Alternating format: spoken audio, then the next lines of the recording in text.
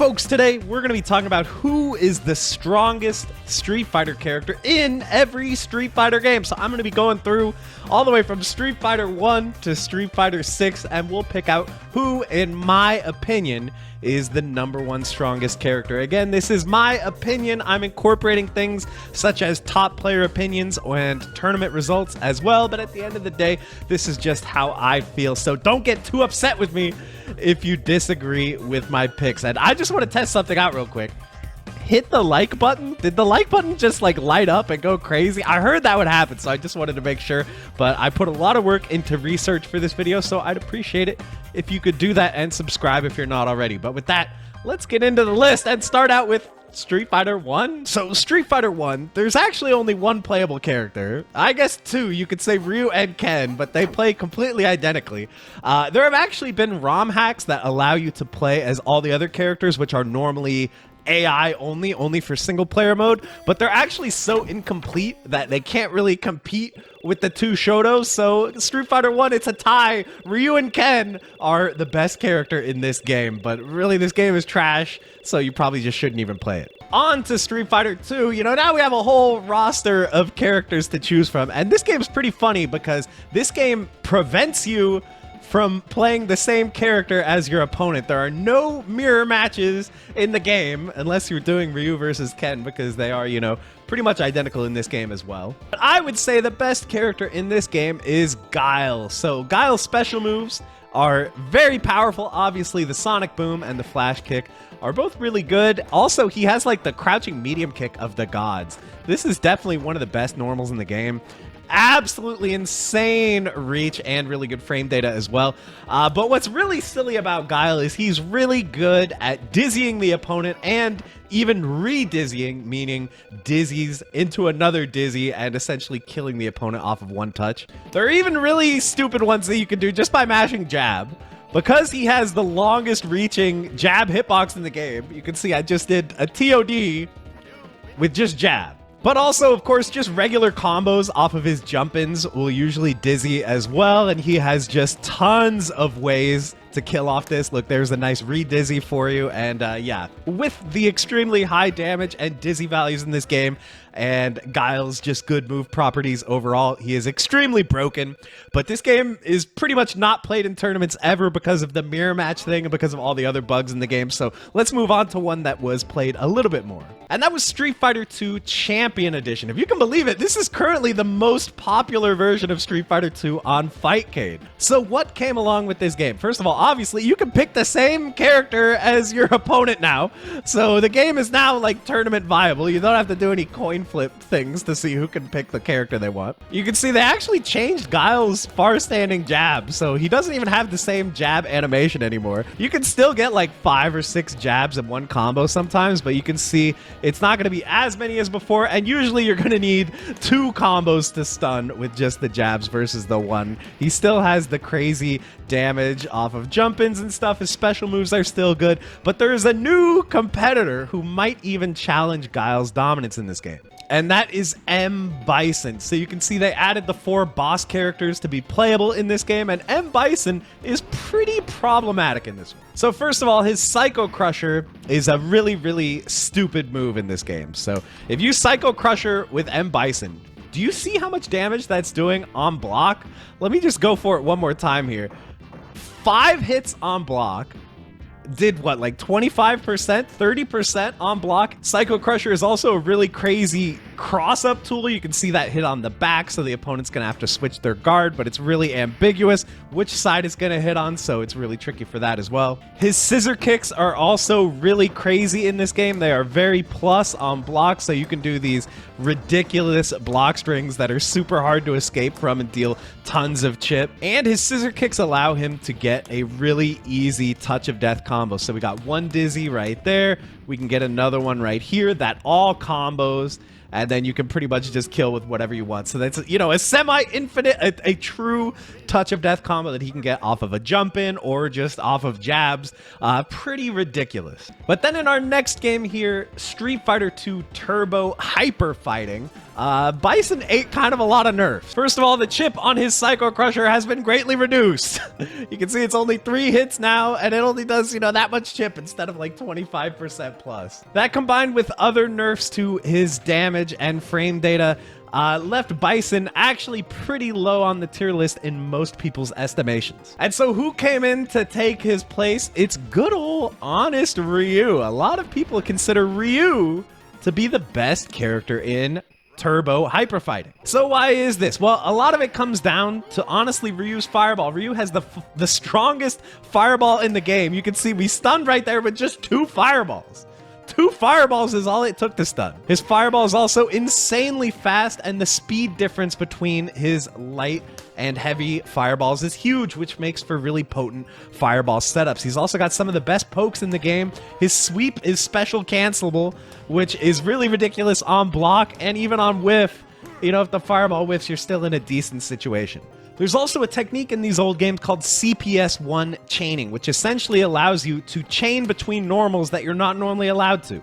Normally, they only want you going from light kick into light kick, but you can utilize a glitch that lets you go into light kick into medium punch, light kick into heavy punch. And because he has such a fast and high damage / stun fireball, he can do combos like this.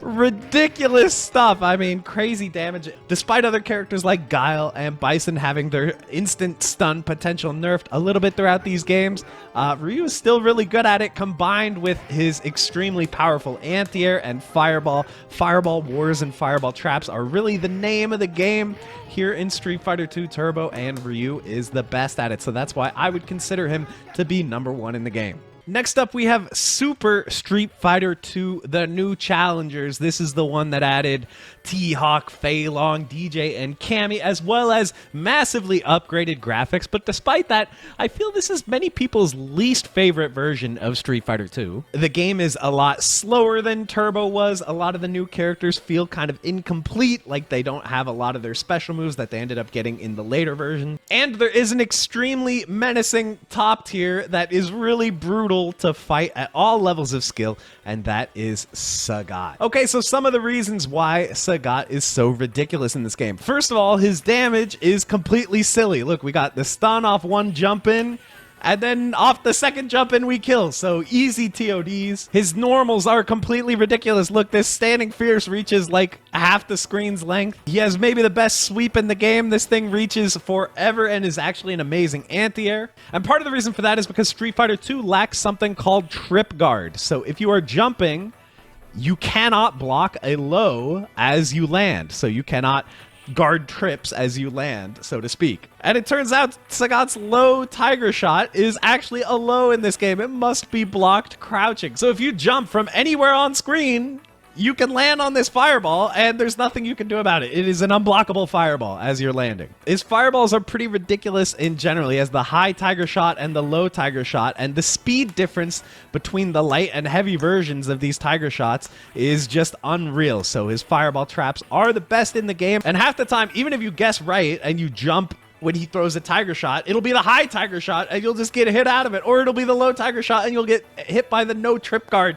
You can't block when you land, so his Tiger Shots are unreal. One of the best anti-airs in the game as well, with Tiger Uppercuts, super invincible, and it's only 1 hit in this game as opposed to Super Turbo, where they made it more hits, so some of them would whiff and you wouldn't get full damage. No, this always does full damage and is really crazy for combos as well. So the fact that his Tiger Shots make him an impenetrable wall that is impossible to close the gap on, combined with his massive close range damage as well, makes him an absolute terror, and he really holds down like the entire cast of this game. So in the follow-up Super Street Fighter 2 Turbo, the game where they added super meters for the first time, naturally they nerfed Sagat quite a lot. The aforementioned change to his Tiger Uppercut, making it multiple hits, means that in a lot of situations, you are just going to get like 2, 3, 4 hits, not the maximum, and you're going to deal a lot less damage on anti-air. His normals are nerfed quite a bit as well. He doesn't have the absolute insane range on a lot of his normals as he did before, and damage and stun on his Tiger Shots has been nerfed, so he's not going to deal the insane amount that he did before. Look, it might actually take 3 Tiger Shots to cause cause a stun now. So yeah, that's pretty big. And, you know, the nerfs kind of did their job. And Sagat is a pretty fair and balanced character in this game. Or at least he would be, if there weren't a cheat code in the game that lets you choose the old versions of every character. As you can see, Sagat has no super meter. I am playing the old unnerfed version of Sagat where, you know, Dragon Punch is just one hit. His sweep is once again like the best anti-air in the game, one of the best pokes in the game. He even has some new unintentional buffs, like you could now cancel the second hit of his light kick, which you could not do in non-turbo Super Street Fighter 2, so I don't know why they added this. And combined, of course, with his insane wall of tiger shots, Sagat, the old version, old Sagat, is arguably the best character in Super Turbo as well as regular Super. But in my opinion, there is a new challenger who has generally been putting up more consistent tournament results lately, and I think has taken the crown away from old Sagat and made him no longer the best in the game. And that is Vega, or Balrog, because this is the Japanese version. Well, let's just call him Claw. Claw is truly broken with the best walk speed in the game, normals that reach like the entire screen and are super high frame advantage on block. His jump is also insanely fast, and he has very far down reaching air normals, which makes him the hardest character in the game to anti-air. He can whiff a backflip to build meter very quickly, which is very stupid. This is really hard to punish. And his super is actually pretty cheap. It is an instant unjumpable command grab that does like 50% of their HP on hit. He has a strong anti-air flip kick that combos into itself on hit. And on top of all this, he has probably the most broken and degenerate move in all of Street Fighter 2, which is his wall dive. So his wall dive is a pretty much unseeable left-right mix-up. You have to figure out what side are they going to hit on. And of course it knocks down, so this can loop into itself on hit. And it is almost entirely unpunishable on block if it is spaced correctly. You can see I can hit very low to the ground and from very far away and make myself completely safe. Oh yeah, and also, even if they are blocking, they're still at risk because you can command throw them out of this. So not only is it a left-right, there's also a command throw built in, and it kind of just randomly happens depending on, you know, the spacing and how close you are to the opponent. So yes, this is without a doubt the most stupid move in the game. Many matches in this game, even at top level, just involve Vega getting one knockdown and then repeatedly mixing up the opponent with the wall dive until they die.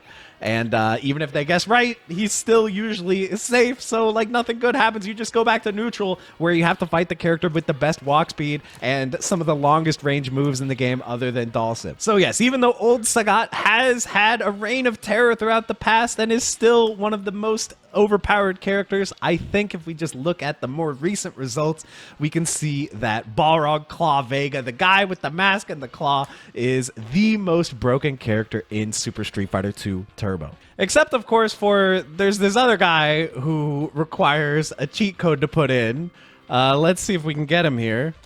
Yeah, this guy. Akuma is the true most broken character in Super Turbo, but we don't count him because, you know, he's tournament banned. He's an unlockable boss character. He's not meant to be competitive, so we don't really consider him when we're talking about these things. So let's move on to Street Fighter Alpha 1, where once again, we can put in a cheat code.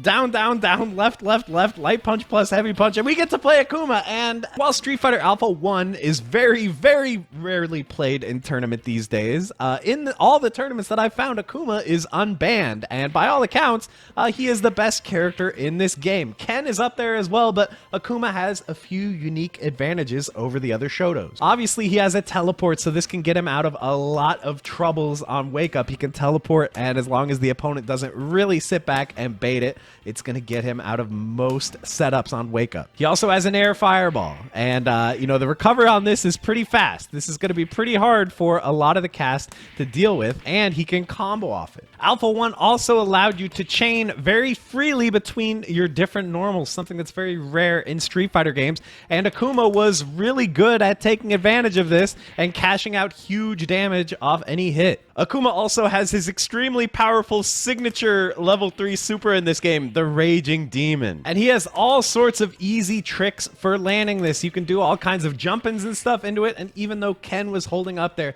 he could not escape. And also, there's even a bug where some characters can't jump it at all on Wake Up. Birdie was holding up on Wake Up, and he can't escape. So yeah, that's obviously a little broken for specific matchups. Also, this is an untechable knockdown. Most knockdowns in this game can be rolled, making your mix-ups inconsistent on the opponent's wake-up, but Raging Demon is the only move in the game that cannot be rolled, the only hard knockdown. So yes, between the super, the air fireball, his high damage and stun, and all of the amazing Shoto normals he has access to, even though there are characters like Ken and Guy who are very strong in Alpha 1, in my opinion, Akuma takes the cake. Now moving on to a game that actually is still regularly played in tournament. It's Street Fighter Alpha 2. Akuma is no longer a secret character, no more code to play him in this game, but there's another character who is even better, and that is going to be Rose. One of the funny things about Rose in Alpha 2 is if we have the phrase the best blank in the game,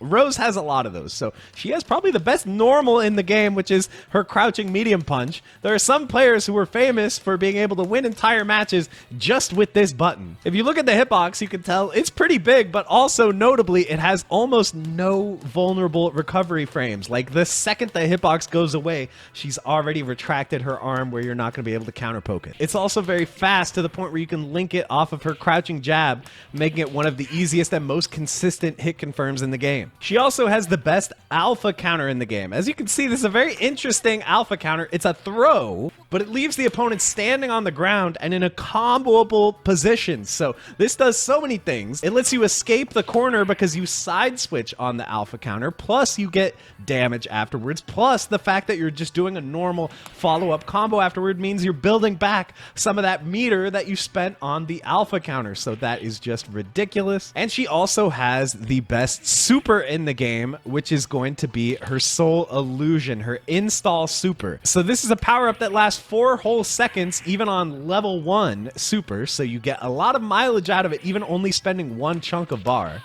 This is going to greatly increase the damage of all of her combos. You can see just 1 hit can lead to like 50% on hit. And she can do insane block damage. You see, we can do massive amounts even if the opponent's blocking, and we're safe because of all these clones that are attacking afterwards. And you can use this to cancel any normal, including her incredibly powerful down medium punch. So you can do really simple setups like just knock them down and then do this on their wake up, and even if they block, they're still going to take like 20% on block and you'll be completely safe and back to neutral. So you might be thinking, okay, she's got this amazing alpha counter, this amazing install super, but those require a lot of meter, right? You're going to be burning through meter and you're going to be really starved for it, which would be true if she didn't have a unique attack that lets her build meter. First of all, just by whiffing the Soul Reflect, you build a huge amount of meter. And the light version of this move is a Soul Absorb, which if you just watch my meter, do you see how much I get for one of these? I get like almost an entire half meter.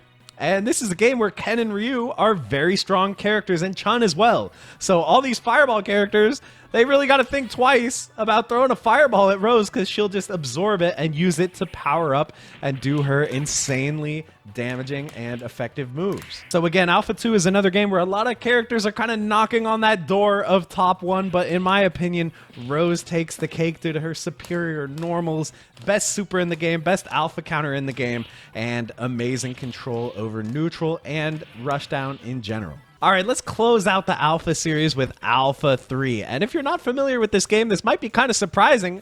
Currently, many top players consider Dalsim to be the best character in the game, specifically V-ism Dalsim. So overall, I feel like one of the reasons why Dalsim is so good in this game is he kind of breaks the rules of how Dalsim is meant to be designed. So, you know, normally Dalsim is designed to be really strong from far away and weak from up close, but in this game he's really strong at kind of all ranges. So his dive kick here, his drill, it's just insane how low to the ground you can do this. It feels like, I don't know, Rufus dive kick or something from Street Fighter 4. We'll talk a bit about that more later, but oh my god, this thing is so fast. And the hitbox on both his dive kick and his yoga mummy are so insane. These are like impossible to anti-air. Whatever button the opponent's trying to press to stop you is just going to get completely destroyed by the sheer will of Yoga Mummy and Yoga Drill. His slides are also really ridiculous in this game. Really good frame advantage. Also, I think there's some kind of bug or something where you can cancel the slide. Normally, slide is not meant to be special cancelable at all, but if you do it on like just the right frame, you can cancel it into Fireball, making it even more safe and more plus. So what is that about? Does anyone know why that happens? I don't know why he's allowed to do that, but yes, that very much breaks the rules of Dhalsim in general to be able to special cancel his slide. He also has one of the best and most consistent anti-airs in the game with his air throw. Look at the very janky animation where his feet are flat on the ground despite being airborne. Yes, this throw will really just catch opponents every single time, no matter how low you are to the ground. And also, he's the only character in the game who can escape combos essentially whenever he wants. So for whatever reason, if you're ever being like juggled or like knocked down, he has this unique move that just teleports him out of it. So this isn't really as broken as it seems because you are vulnerable during the recovery of this so the opponent can hit you, but really top level Alpha 3 Dhalsims, they'll mix up the timing of that yoga escape and make it really hard to know when you're supposed to bait it out, and they'll get out of your combos in situations where other characters just simply don't have that option at all. Also, this game has a guard bar, and it turns out Dhalsim is one of the best characters in the game at abusing the existence of this guard bar. Because he can make you block from like basically full screen, he can destroy your guard bar and get a free hit on you relatively easily. Especially when this is combined with his V-ism, this is just absolutely stupid. Like, look at how much guard bar damage I'm doing just off one activation. There, we broke his guard without him being able to really do anything except try to alpha counter out, which is very risky from that far away. So yeah, this is not even to mention his ridiculous V-ism combos, which if you have the execution, he can carry to the corner from like any hit. He can deal huge damage. He can deal massive damage off of anti-air starters, off of poke starters, whatever. It's truly crazy how powerful this character becomes in Alpha 3 in the right hands. Moving from Alpha 3 to Street Fighter 3 New Generation. This is another game that sees basically no competitive tournament play anymore, but there is one character who is generally agreed to be the best in the game, and that is Ibuki. So some of Ibuki's strengths, very, very abusable normals, things like her jab, standing and crouching, her light kick, her standing medium kick. These moves are all extremely plus and abusable. You can rush the opponent down and be really hard to stop. Her towards medium kick overhead as well is plus, and you can get a full combo off both that and off of a properly spaced universal overhead that will also be able to link as well. But a lot of these things that I've said were already some of her strengths that she has in Street Fighter 3 Third Strike. So what is it in this older version that makes her truly over the top broken? I would say there's 3 unintentional things that the developers didn't realize were so broken. The first is, for some reason, she can cancel the third hit of her medium kick Sumiji. I think that this is a bug. It only works with jab, and it actually only works if you're holding neutral on the stick, and it's a 3-frame window, so it's pretty hard to do. But this will enable you to do some truly degenerate combos. Let's see if I can do it right here. Like this. Into the super. And then we get a follow-up, and that's a one-touch stun. So, yeah. Her stun and damage potential because of this bug is really insane. And it's also because of her super. So as you saw, her super combos in a lot of situations, and she gets a combo off it. I don't really know what they were thinking with this, but yeah, she just gets a free combo off this. Oh, and by the way, she has an infinite. If you guys didn't know, this is a true infinite. Her super is also a truly insane punish. You can punish like any minus on block normal in the game. It's pretty similar to Ken's Super R3 from Third Strike. You know, you can combo into it in like any situation, except unlike Ken's super, you can combo off it and even go into a true infinite that you can 100% off of. So yes, Ibuki is a major, major problem in this game. You do not want to go back to New Generation and have to fight against Ibuki. Let's fast forward to Street Fighter 3 Second Impact. We still got Ibuki in this game. She still has Hashinsho. However, she no longer has the Sumiji glitch. No more ridiculous instant stun combos that way. Her Super R3 is still insanely powerful, but no more infinites. They smartly added a combo juggle limit to this game, so yeah, juggle infinites are going to be pretty tricky in general. But Hashinsho is still one of the best supers in the game, still has insane range, insane punishment potential. You still get a combo off it, just not the infinite. Her combo potential is still very, very serious, but she is not top 1 in this game despite all that. The true top 1 is going to be Akuma, who was not playable in New Generation. Now he is playable in Second Impact, and he is busted. As is normal for Akuma in a lot of these games, his damage and stun are truly ridiculous. Yeah, we're dealing nearly 50%. His Tatsumaki is insanely fast and a very abusable move, and there's no red parry in this game, so the heavy and medium versions are extremely safe and hard to deal with. And he has probably the most overpowered Akuma dive kick we've ever seen. The fact that he can do this so low to the ground is just ridiculous. He can just pressure you all day with this dive kick. I mean, just look how fast this is. It is absolutely crazy. And it is super easy to combo off of as well. The hit stun on this is out of control. So that combined with his usual Akuma tools and strong Shoto normals really makes Akuma a huge problem. Oh yeah, this was also the game that introduced his Kara Raging Demon. So off of the startup frames of his overhead, he can go into a true unjumpable Raging Demon command grab, and you can see the damage on that, over 50%. Oh my gosh.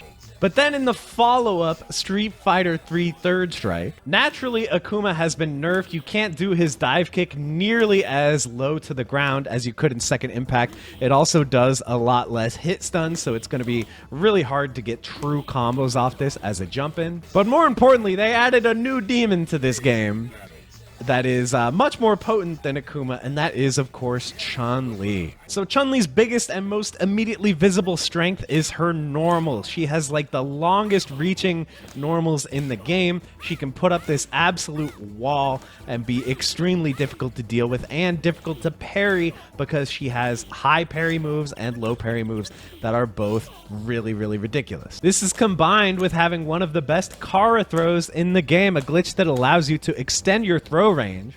So now all of a sudden at mid-range, you're guessing between her ridiculous normals and her ridiculous Kara throw, which feels like it reaches like half screen. Moves like her standing roundhouse are really ridiculous because they are throw invincible and deal huge damage, as well as having really strong frame advantage. Her close roundhouse as well, it is a high parry, can't be parried low, and it's super jump cancelable.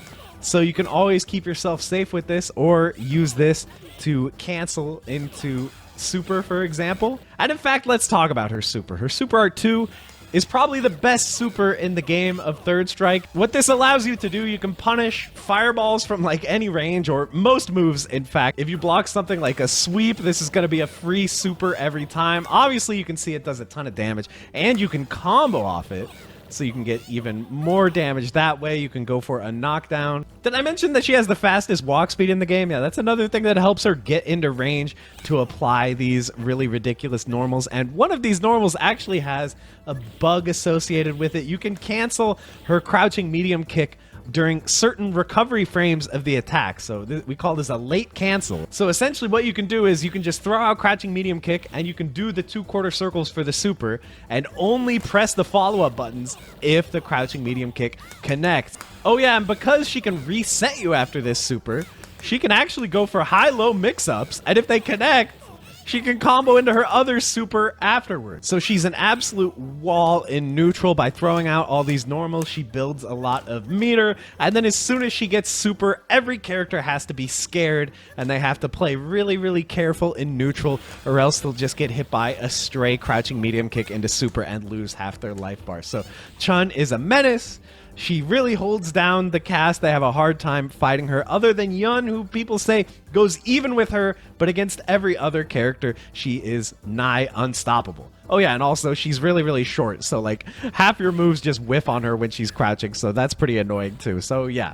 And now we bring ourselves to the 3D era of Street Fighter with Street Fighter 4, and there's been kind of a re-examination of this game where a lot of people say that if Seth or maybe Akuma were fully developed to their maximum potential, they have the potential to be #1 in the game. But there's one character that stands out among everyone. If we look at the tournament results, one character absolutely dominated the original version of Street Fighter 4, and that character was Sagat. So Sagat has all the usual things that make the character strong. tiger shots are really powerful. He has his characteristic huge normals. Things like crouching fierce were really good in this game. Standing heavy kick was this massive high damage 2-hit poke. Crouching medium kick can be special canceled in this game, which makes it really amazing for checking the opponent. Tiger knee was really amazing in this game. At maximum range, tiger knee could be plus on block, so you could use this to create really easy pressure. He also had the ability to Kara cancel his towards light kick into specials, so he could give additional range to his tiger knee.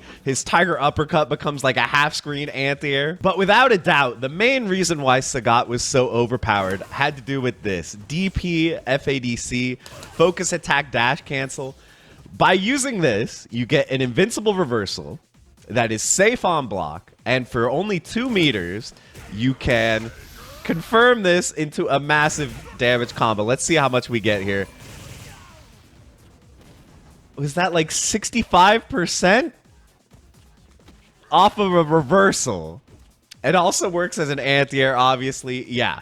So DP FADC forward heavy kick ultra with Sagat was just way too much damage, and you pretty much get an ultra every round because you get it by losing HP. So like if you're gonna lose, you're gonna get an ultra anyway, so you just have access to this massive comeback mechanic that steals so many rounds. Even if things start going bad, you always have that nuclear option of DP FADC, and Sagat just, it felt like he won everything. He didn't win Evo. Ryu won Evo in the hands of Daigo, but Sagat just won like so many tournaments for the year or so that original Street Fighter 4 was played. But then Super Street Fighter 4 came out, and sure enough, they nerfed Sagat. Let's see how much damage this does now compared to the well over 50% it did before. Yeah, now it does like a little over 50%, which is still an insane amount. But with a fully charged Ultra, you are less likely to just completely steal the round. And he got, you know, several other nerfs. So actually, Super Street Fighter 4, I feel, was one of the most balanced versions. Like, the top 8 at EVO for this game, I believe had 7 different characters, which is pretty impressive. And I believe top 16 had like 11 different characters, but there's one character that appeared 4 times in top 16, the most of any character. And in my opinion, I'm going to go ahead and say was the best character in Super Street Fighter 4, and that was Rufus. So Rufus was a really amazing character in original Street Fighter 4 as well. He has one of the most cursed and annoying dive kicks ever seen in a Street Fighter game. He has very easy ways to set up his Ultra. It felt like almost anything you did with this character could lead into an Ultra, even without spending meter. And he had an extremely degenerate move, which is EX Messiah Kick. So EX Messiah Kick is invincible. You can use it to FADC into Ultra, and even if it's blocked, the opponent can't really get like a full massive murder punish like they can on a blocked Dragon Punch, because you have these different follow-ups. You have low follow-up, you have overhead follow-up, or you can just do no follow-up and kind of keep them guessing. So they're going to have to do something like a raw Dragon Punch to get through this, or some kind of guess. And if they're mashing, you can like delay the light kick follow-up, and you have FADC to make it safe as well. So this was just a super frustrating move to deal with and could get Rufus out of a lot of sticky situations. And he had one pretty funny thing, which was jumping heavy kick, juggle into EX Snake Strike. This just did like ridiculous damage for no reason. So yeah, you could wring a lot of damage out of this and steal the occasional round that way as well. So while in Super Street Fighter 4, a lot of the characters that relied on DP FADC Ultra, like Sagat and Ryu, got some nerfs to that, Rufus actually got one really amazing buff, which was the addition of his Ultra 2. This allowed him to punish fireball characters really easily from super far away and get a massive amount of damage if the enemy dares throw a fireball. So all of a sudden he became really hard to keep away and to zone out. So that, combined with his really powerful dive kick and his combo potential, made him a very scary character to deal with in Super Street Fighter 4. But then we got Super Street Fighter 4 Arcade Edition. This added some characters that really shook up the meta. In particular, we got Yang, but more importantly, I want to talk about Yun. So both Yun and Yang had a really degenerate dive kick in this game, similar to Rufus. They can hit so low on the body and get massive plus frames, or they can very easily make the dive kick whiff and then get a command throw and combo off it. Yun had his classic target combo, which allowed him to go for easy confirms without relying on one-frame links. He had this EX lunge punch, which was just a ridiculous move. From basically almost anywhere on screen, you would just instantly close the gap and get in, and this was safe on block in this version. And of course, Yun also saw the return of Ganejin. So yeah, this let him do all kinds of crazy custom combo type nonsense, just like in Third Strike. It maybe wasn't as powerful as Third Strike because, you know, you needed 4 EX meters, which was kind of a lot, but it was still very effective. He also had lots of easy combos into Ultra, including meterless ones, and being able to combo into Ultra was just really valuable in general in this game because, again, if you're losing, you automatically get an Ultra just by getting below like half health, and he could combo off his Ultra, which was powerful as well. So yeah, it was really funny that apparently the developers of the game intentionally made Yun and Yang too powerful because they wanted like a sense of community among the players where, you know, they would feel like, okay, we have these villains that we have to defeat, these two twins. And it really worked because everybody hated fighting the twins, and all the top players, including Daigo, switched to Yun or Yang, it felt like. So yeah, Yun was a massive problem. So was Yang, but Yun, I think, stood out a little bit more and was a more popular pick in tournament overall. Then we got to Street Fighter 4 AE 2012 update.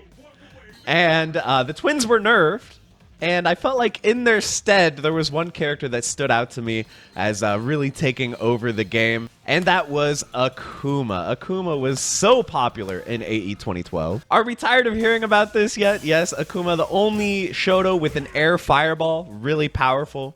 He had some really incredible high frame advantage normals that he could get big combo damage off of. He had the demon flip mix-up, which was really ambiguous. You never knew how he was going to mix you up with this. He also had a normal jump mix-up that was so ambiguous. You never knew if he was going to go same side or if he was going to use the Tatsu to hit you on the back. And it's worth noting that AE 2012 was before they introduced the delayed wake-up mechanic. So if you got knocked down, you could only get up at 1 speed, which made these kind of vortex knockdown mix-up style characters very, very popular. And even though characters like Fei Long, Cammy were really powerful in this version, I think Akuma, to me, stands the test of time as being the truly dominant AE 2012 character for the time that this game was played. But then we got the final update for Street Fighter 4, Ultra Street Fighter 4. Akuma was really powerful in this version as well.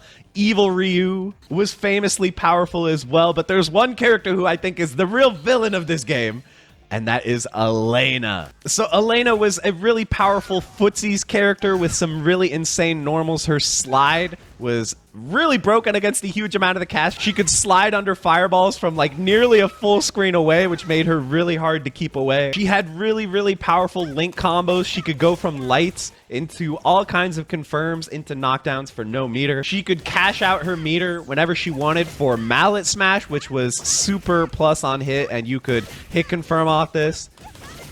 Her jump was super awkward and annoying to deal with. The way her hitbox moves when she jumps makes her really hard to see. And her hitbox in general was a little bit messed up in this game. A lot of combos didn't work on her. A lot of moves just wouldn't really work on her the way they were supposed to. She would fall out of stuff. She gets really, really low to the ground when she crouches, so stuff whiffs over her head. They actually did an emergency patch which nerfed a lot of elements about Elena, but even despite that, she ended up being arguably the strongest character in Ultra Street Fighter 4. And then she had one more mechanic that really put her over the top of being annoying, which was healing. So as I've reiterated a couple times, you build Ultra by taking damage in this game, and Elena has an Ultra that heals her HP.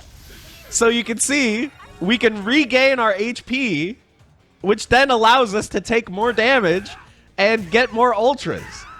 And there was also the focus absorb mechanic. You could focus attack and absorb hits and then regain the HP, so that gives you even more opportunity to gain life. So she can just keep regaining life, keep getting more and more ultras. She basically had like 1.5 times the amount of HP as any normal character, and if she got a couple good ultras off, she could get even more than that. So all these elements combined with her annoying hit-and-run playstyle with a lot of overheads, she just chips away at you And even if you're trading blows and, you know, you're getting hits in and she's getting hits in, she is going to build up Ultra and get HP back to regain the life lead. So this was not a character where, like, everyone was an Elena main, but she was definitely a character where a lot of top players had a pocket Elena, because there were certain matchups that felt essentially unwinnable against Elena. People would have to counterpick with characters like Chun-Li, who was the only character that could use her fireball without getting it slid under. A lot of people picked up pocket characters to deal with Elena. Like, people would play Chun-Li because she had a fireball that Elena couldn't slide under, so people would say this was one of Elena's harder matchups. But in general, I feel like Elena really controlled the meta, and a lot of decisions were being made just around, if I run into a good Elena player, how am I going to deal with her? I need to make sure I have a character that can actually fight Elena to stand a chance in tournaments. So yes, Ultra Street Fighter 4 was overall a pretty balanced version of the game, and a pretty fun version, except Elena kind of acts as like a black mark on the legacy of the game, because I think if we all kept playing Ultra and Street Fighter 5 never came out, we would all really hate Elena. And then, of course, after Street Fighter 4, we have Street Fighter 5. And I mean, this game went through a lot of iterations. They added a ton of characters to this game. I mean, there are just so many. But out of all the characters that they added, one stood head and shoulders above the rest, it seemed, and pretty much dominated the meta of this game from the time he was added to the time that Street Fighter 6 came out, and that was Luke. So unlike a character like Sagat, where he had that one thing that propelled him to dominance, which was his DP FADC Ultra combo doing like 65% on Wake Up, Luke, he doesn't just have like one thing. He just has, across the board, almost all his tools are better than the competition. If you compare him to Ryu and Ken and Akuma, the other Shotos, he kind of just does what they do better. So his Fireball, you can see it has slow startup, but it travels the screen so quickly. It is a really powerful mid-screen poke. Crouching medium kick Fireball is really strong with him. He can play footsies really well with this tool. He has some of the best anti-air in the game with his Dragon Punch, which you can see he has multiple ranges that are air invincible to cover the opponent jumping in from different ranges on screen. He has powerful meterless damage. You can see because he can charge up these knuckle attacks, he is able to do really powerful combos without spending any meter. When he does spend meter, he gives himself access to really good buffers and hit confirms. Similar to a character like Karen, he can just do this,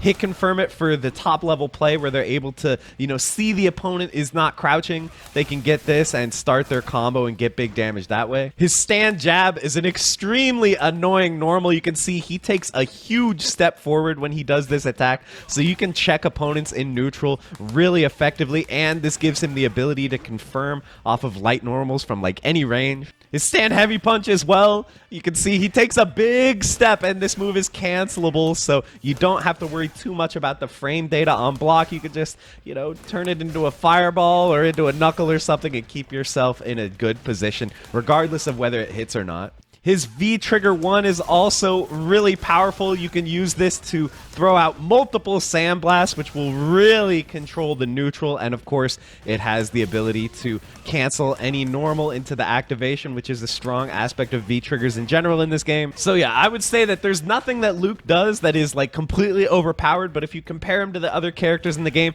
he really just kind of has no flaws, and he does everything a little bit too well, and he just outshines the competition in a way that made the game a little bit boring by the end, when it kind of felt like Luke Fighter 5 when you played in ranked. But surely when Street Fighter 6 comes out, they're going to balance Luke and make him not the best character in the game, right? Well, maybe not, because in Street Fighter 6, Luke is an extremely powerful character. His crouching medium punch is like a god button.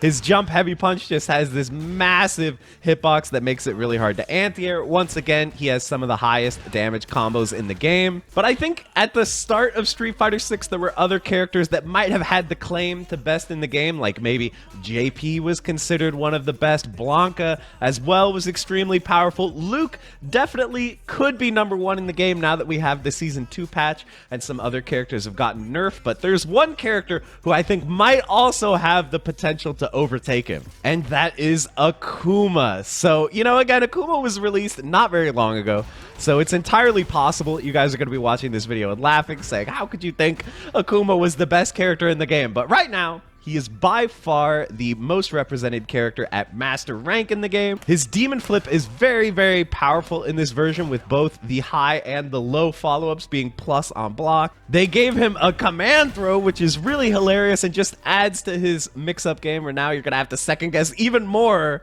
when you're defending against Akuma. He utilizes the drive system very well with some amazing normals, and his crouching medium kick drive rush is just as strong as you would expect from a Shoto. And of course, he has drive rush demon now, which is just kind of hilarious, kind of amazing. They have limited demons somewhat by making it so that you can only use it when you're low on HP, which is going to make it a lot more predictable, but I still think that it's a very strong option. And of course, he's got the air fireballs. He can combo off his air EX fireball into some really crazy juggles now. He can combo off his overhead now thanks to drive rush. So just in general, Akuma in this game seems like his traditional, really strong self. We've seen he's been really powerful in multiple games throughout this video so far, and he seems to have been aided really well by the system mechanic changes here in Street Fighter 6 as well. So we don't know yet. We've only had one major tournament, I guess 2 major tournaments so far, Combo Breaker and DreamHack. And Akuma has not won either of those tournaments, but he is a new character, and we'll see. Once people get more comfortable with him, will he be the problem that people are starting to think he is? Of course, we're in the age of patches now as well, so Capcom could tone him down, but they've been pretty gun-shy with making too many changes to the balance so far. So Akuma might be an extremely powerful character that they let rock for a while, but we'll have to find out. Let me know, what do you guys think? Am I off my rocker with this Akuma pick? This is just my prediction for the future. And also, I know some of you are probably going to be sad that I only covered the mainline numbered games in the Street Fighter series. If you guys want to see Street Fighter the movie, or Street Fighter EX, or Puzzle Fighter, or some Pocket Fighter, I can maybe do those in a separate video, the best character in every spin-off game. Let me know if you'd be interested in seeing that, or if you want to see the worst character in every Street Fighter game. I would love to do a video like that as well. But with that, I think it's time to end things. Thank you for watching till the end of the video. You guys are amazing, and I'll see you in the next one. Bye, everybody.